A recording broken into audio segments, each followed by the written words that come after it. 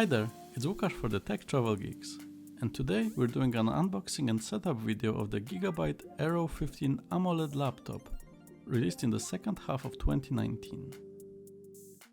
If you haven't already, make sure to subscribe to the Tech Travel Geeks here on YouTube, as we will be following this video with another one with our first impressions after a few days of use.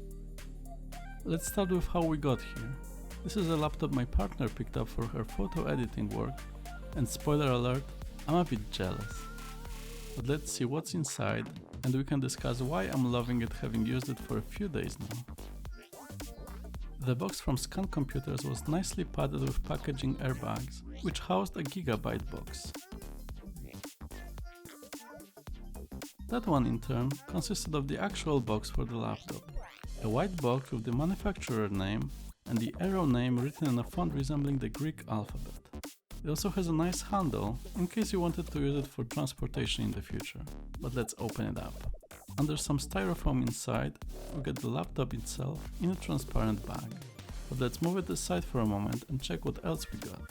There's a Steam gift certificate, but unfortunately it already expired, so no luck here. There's also a quick start guide in a number of languages and a warranty. They also added some thermal paste in case we wanted to install another SSD drive. Finally, there's a rather large power brick, as well as a power cable. Finally, the laptop itself. The model we have is a silver one, with an Aero logo on top, which actually has some LED lights underneath, so it looks great. I also really like the V-shaped pattern, reminding me of the Wonder Woman logo a bit. The bottom of the device has plenty of ventilation to ensure great performance at all times. I like the fact that it's lifted both at the bottom with 3 small rubber legs and at the top with some taller and bigger legs, so the back of the device is slightly lifted. There are also 2 stereo speakers at the bottom and towards the sides. The back of the device has further ventilators as well as an Aero logo. The right hand side of the laptop has some more ventilation, the power input, a full SD card reader, which is great for content creators, a Thunderbolt 3 port, and 2 USB 3.1 ports. On the left, again some ventilation, an HDMI 2.0 port, a DisplayPort 1.4, and another USB 3.1 port, a carriage port or 3.5 headphone jack, and a network port. Overall, it should be plenty for any content creator when it comes to inputs. There's nothing on the front of the device, other than a small indentation to open the screen. And the great news is that you can easily open it with one finger, both when it's on the table or on your lap. That's not the case with all the laptops, so it's great to see. The hinges also have a good design, but can be a bit wobbly, so we'll have to see how they perform long term. Right, there's a lot to talk about once we open the device, with the headline feature being the beautiful, fully calibrated 15-inch 4K AMOLED screen, with tiny bezels on 3 of its sides.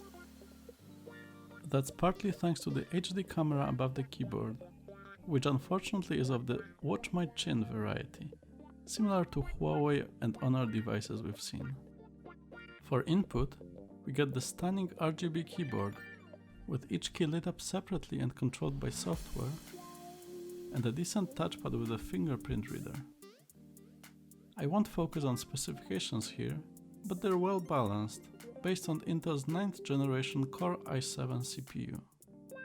We'll discuss all of that in the first impressions video.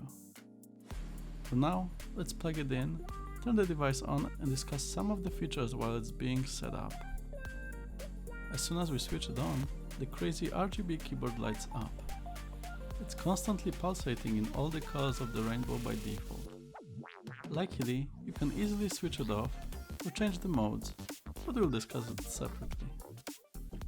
The device came with Windows 10 Home pre-installed, but we'll have to do some quick setup. Pick the language, region, keyboard setup, log into Wi-Fi, approve some terms and conditions, and set ourselves up with a Windows account. You'll also name the account, set your password up, and answer some security questions. For faster security, you can set the fingerprint scanner on. It uses Windows Hello, so it will allow you to log in quickly.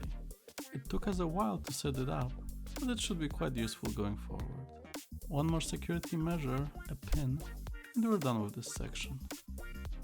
I'll skip all the Cortana setup, add settings, data sharing, etc., since it's all the same for all the Windows devices.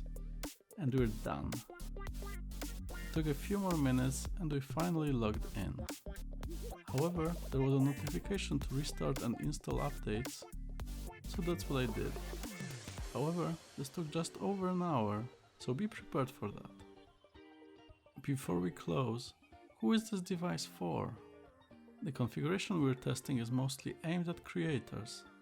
Thanks to the beautiful 4K screen with 100% color reproduction and Pantone display color certification, which is great for photo and video editing. There are also options for gaming with higher specifications, but even this model is good enough for most gaming needs, as we'll show in our next video. Alright, that's it for today.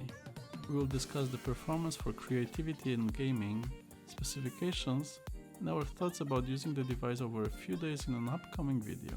So if you haven't already, make sure to subscribe to our channel. Feel free to leave us any comments if you have any questions, and we'll try to answer them.